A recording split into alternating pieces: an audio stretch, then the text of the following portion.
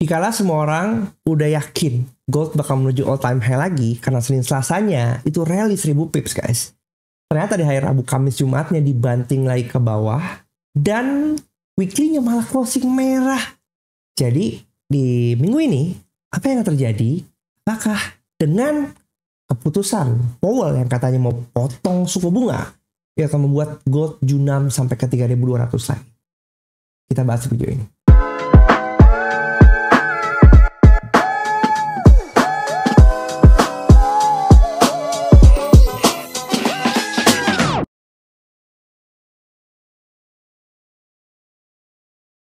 Hai guys, balik sama gue William Sudana dan hari ini kita akan membahas perjalanan XAUUSD untuk minggu keempat di bulan Juli. Dan buat kalian yang baru mampir ke channel ini buat pertama kalinya, ini adalah channel di mana gue berbagi pandangan terhadap arah market, analisa subjektif pribadi yang gue terapkan juga di trade gue sendiri. Dan di channel ini kalian bisa menikmati beberapa macam konten dari member only videos yang kalian klik di sini. Dan ini berisikan hanya 40.000 ya, berisikan member only videos ada di sini semua. Jadi sifat bisa kalian punya early access dan juga beberapa analisa yang hanya khusus untuk member only. Dan kalian juga bisa nonton live yang gue lakukan.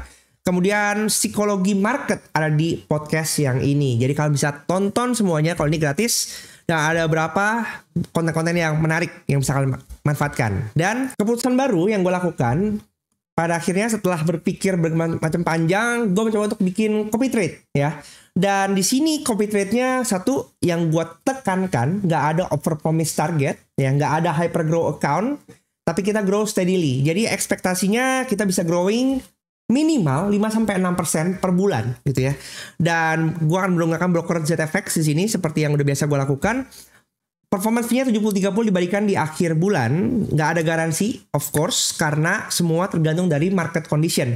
Tapi yang gue tekankan di sini adalah nggak ada hyper growth. Artinya, kita akan trading dengan santai, kita nunggu momen, dan prioritas money management paling utama. Jadi gue nggak akan menjanjikan kalian keuntungan yang luar biasa besar, karena dengan keuntungan yang luar biasa besar, artinya kerugiannya juga bisa jadi sama besarnya. Oleh karena itu, buat kalian tertarik, kalian bisa klik link di bawah ya, atau enggak japri gua via Telegram. Ingat gua nggak akan japri kalian duluan, jadi japri untuk nanya-nanya, gua akan bagikan linknya di sana. Dan minimum depositnya $500. Jadi bukan untuk kaum mendang-mending, tapi buat yang sama-sama mau growing dan juga trading santai. Tanpa panjang lebar, kita masuk ke minggu keempat. Menurut gua, kalau kita perhatikan ya, ini di candle monthly kita melihat adanya candle yang, lihat, dia momentum enggak, sideways kecenderungannya ya. Ini area 3.500 yang udah kita bilang, tapi di sini juga 3.400 juga masih kuat, dan semuanya ini berujung shadow only. Kita ngelihat kayaknya nggak ada lagi momentum buy yang kuat, terutama pasca kejatuhan kemarin. Dan kecenderungannya kalau udah kayak begini, dia akan ngejar ke bawah. Mana sih? Oh, akan kejar ke bawah guys. Gitu ya. Tapi seberapa jauh kalau misalnya gue mengacu kepada BBMA, ya mungkin kita akan ngeliat ke sini dulu ya. Paling dekat nih. Adalah sekitar 3.150 yang itu juga merupakan area pivot. Tapi kalau kita perhatikan di weekly, kita melihat di weekly itu adanya kecenderungan fake breakout. Ya, di sini kita melihat ini fake breakout. Di sini fake. Kemudian masuk lagi zona sideways, balik lagi. Dipikir mah udah kelar. Ternyata belum guys. Dia balik lagi ke kandang di sini ya. Ini kan menjadi area-area sideways-nya monthly yang tadi. Karena area 3.200 sampai 3.400 ini masih menjadi area yang sangat kuat untuk belum bisa ditembus. Ya. Sampai saat ini pun masih tidak bisa ditembus. Oleh karena itu dengan posisi yang seperti ini, kalau misalnya kemarin di analisa minggu lalu kita bilang kecenderungan weekly untuk anomali up terjadi. Betul. Kita melihat adanya dua candle momentum di daily yang memecahkan tembok. Ya, dia memecahkan tembok. Satu Senin, Selasa dia pecah tembok. asumsi kita apa? Yes, breakout. Tapi ternyata kecelek karena di hari Rabunya langsung dibanting. Dengan asumsi sebenarnya kita ngelihat ini posisi weekly-nya udah anomali up ya. Harusnya bukan harus sih, tapi lebih ke tipikal biasanya kalau udah anomali up dia akan bantu untuk lanjut ke atas lagi gitu. Tapi ternyata enggak. Weekly-nya dibuat closing merah dan hammer besar di seperti ini menunjukkan rejection sellernya masuk dan kecenderungannya akan terus ke bawah. Gue pribadi pasca break di sini ya, pasca daily break di sini itu gue sempat ada area buy ya. Turun lagi tapi saya tidak sanggup untuk menahan derasnya turun 3 candle. Ini 3 candle merah berturut-turut ya dengan sangat kuat karena ini naik dari 349 ke atas 3438 itu hampir 1000 pips. Dibanting lagi dibalikin ke bawah 1000 pips. Ini dahsyat. Oke. Jadi setelah bersabar-sabar menunggu hari Jumat kemarin saya memutuskan untuk cut loss. Jadi kita kehilangan profit yang kita dapatkan di sini habis profit ya. Nah, it's okay, but it's part of the trading ya. Kalau kita analisa apa sih yang terjadi, kenapa bisa terjadi seperti ini? Kalau gua ngacu kepada BBMA, di sini kita melihat adanya extreme sell. Jadi ini momentum. Benar, hari Senin kita ngeliat ini momentum, mau breakout. Kemudian dia kejar ke atas lagi. Tapi terjadi ekstrim. Ketika kebentuk area ekstrim seperti ini, kecenderungannya dia akan ke TP wajib ya. Makanya cocok di sini dia turun ke bawah gitu. Nah, dengan area di sini, hopefully gue melihat bahwa struktur kita secara ini masih bullish kok gitu ya.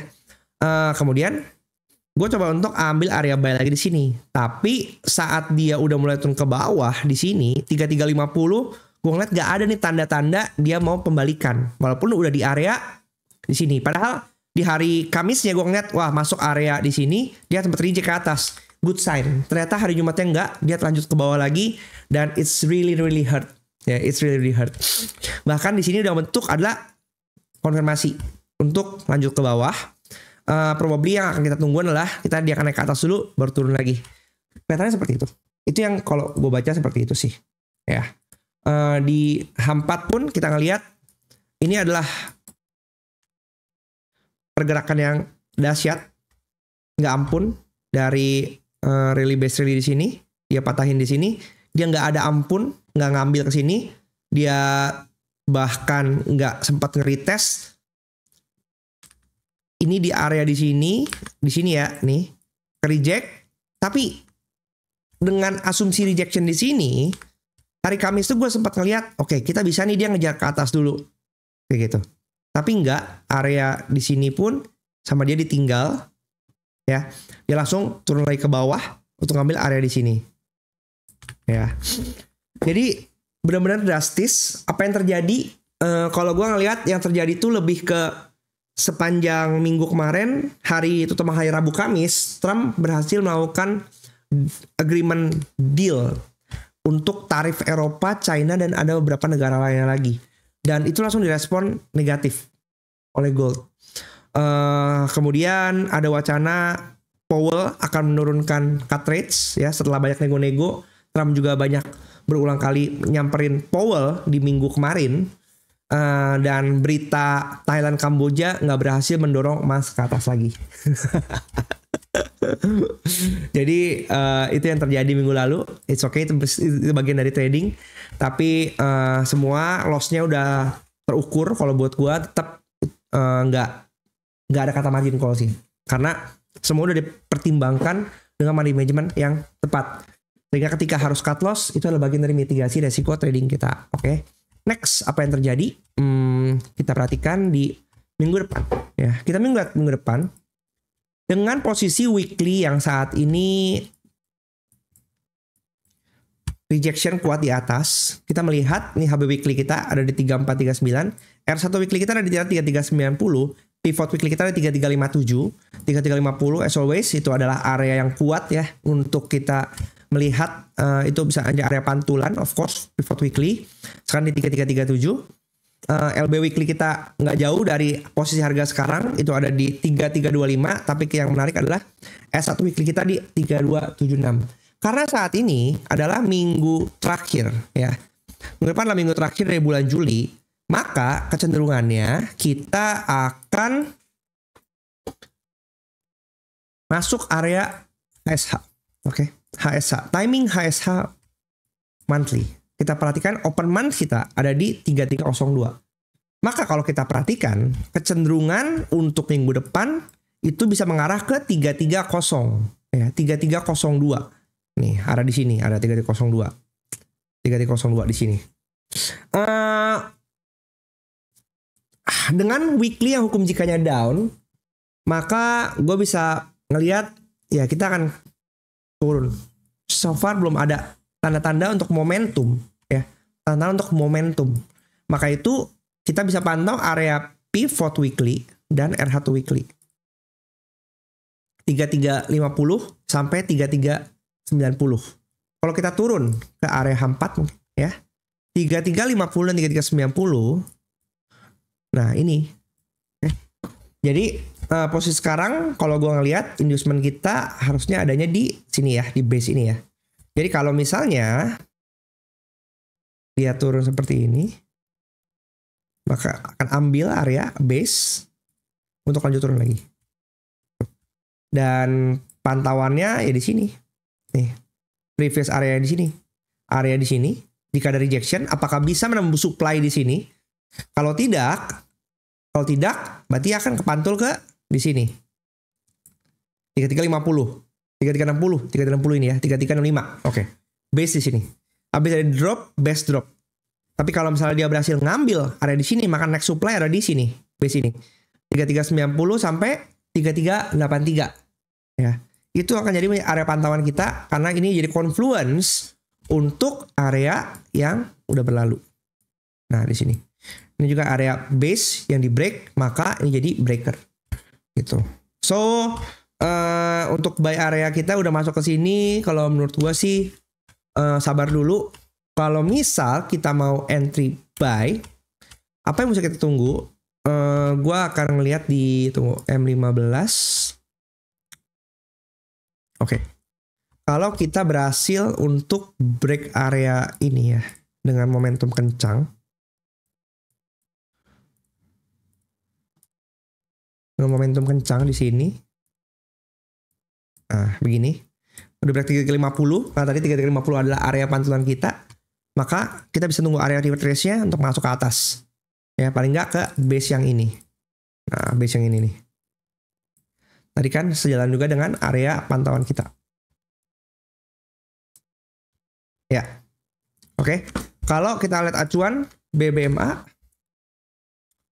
supaya dapat area confluence saja. Dengan posisi yang sekarang kita perhatikan ini ekstrim, dia udah CSAK, sell, maka kita akan aiming di sini. Emang masih agak tinggi 3390 ya. Tapi mulai besok kan MA-nya akan turun, maka bisa ketemu di area di sini sih. Di fair value gap yang ini. Sama kok areanya mirip-mirip pasti 337 380 juga. Jadi itu akan sekitar segitu area situ masuk pantulannya. Di H4-nya ini juga dia akan coba untuk ngejar ke area atas dulu, ya kan? Ngejar ke area atas dulu. Nih, di sini ada M50 juga. Kalau mau buy berarti tunggu dulu sampai di ke atas break. Nih, 3370 baru dia turun ke bawah. Kalau nggak ada ya kan pantul. Maka itu ini juga jadi area pantauan 3370 tadi kita udah ngomongin ya. 3370 ini area yang di sini tetap sama. Jadi dengan ini semakin turun, maka bisa ketemu di 3365. 3365 untuk kita ngelihat apakah dia ke reject. Kalau misalnya ini ke reject, ya kan, kontok sini ada rejection, ya udah kita bisa entry sell untuk bawah, itu untuk bikin momentum lagi, yang akan didukung dengan pergerakan di H4 juga, yaitu di M50 di situ. Oke, segitu aja untuk video gua kali ini. Buat yang mau join CT-nya, mungkin kita akan mulai di awal bulan, jadi langsung aja daftar, klik link di bawah atau nggak japri gua di Telegram t.me/@williamsudana. Jangan yang lain. Jangan lupa subscribe dan share juga pandangan kalian minggu depan seperti apa. Sampai jumpa di video selanjutnya.